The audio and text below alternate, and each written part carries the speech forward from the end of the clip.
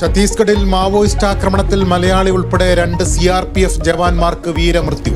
മരിച്ചത് തിരുവനന്തപുരം പാലോട് സ്വദേശി വിഷ്ണു, ശൈലേന്ദ്ര എന്നിവർ. കുഴിബോംബാക്രമണം സുക്മ ജില്ലയിൽ.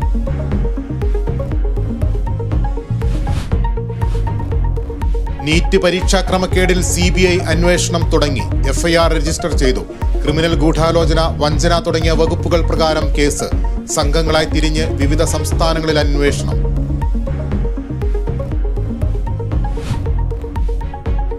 +1 സീറ്റ് പ്രതിസന്ധിയിൽ വിദ്യാഭ്യാസ മന്ത്രിക്ക് നേരെ KSU പ്രതിഷേധം. മന്ത്രിയെ തടഞ്ഞ് വാഹനത്തിൽ കരിങ്കൊടി കെട്ടി പ്രവർത്തകർ.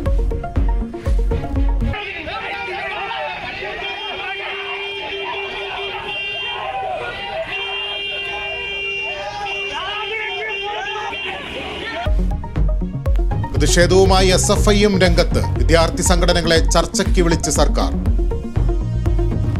OR കേളു എന്ന ഞാൻ നിയമം വഴി സ്ഥാപിതമായ ഭാരതത്തിൻ്റെ ഭരണഘടനയോട് നിർവ്യാജ്യമായ വിശ്വസ്തതയും കോറും പുലർത്തുമെന്നും. OR കേളു മന്ത്രിയായി സത്യപ്രതിജ്ഞ ചെയ്തു. രാജ്ഭവനിലെ ചടങ്ങിൽ പങ്കെടുത്ത് മുഖ്യമന്ത്രിയും മന്ത്രിമാരും പ്രതിപക്ഷ നേതാവും. ചായ സൽക്കാരത്തിൽ കൈകൊടുത്ത് മുഖ്യമന്ത്രിയും ഗവർണറും. വയനാട്ടിലെ കാർഷിക പ്രശ്നങ്ങൾ പരിഹരിക്കുമെന്ന് OR കേളു കേരള വിഷൻ ന്യൂസിനോട്.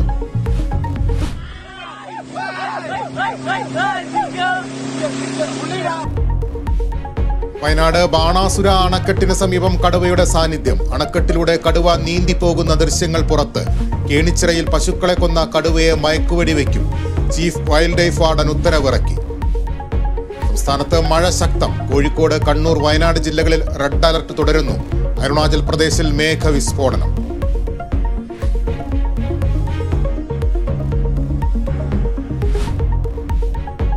കോട്ടയം കുറിച്ചി ജ്ഞാനായ പള്ളിയിൽ വിശ്വാസികൾ തമ്മിൽ അടി. ഒരാൾക്ക് പരിക്ക്.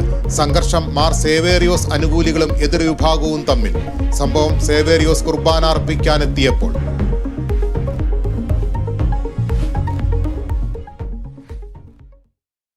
ഛത്തീസ്ഗഡിൽ മാവോയിസ്റ്റ് ആക്രമണത്തിൽ മലയാളി ഉൾപ്പെടെ 2 CRPF ജവാന്മാർക്ക് വീരമൃത്യു. തിരുവനന്തപുരം പാലോട് സ്വദേശി വിഷ്ണു R,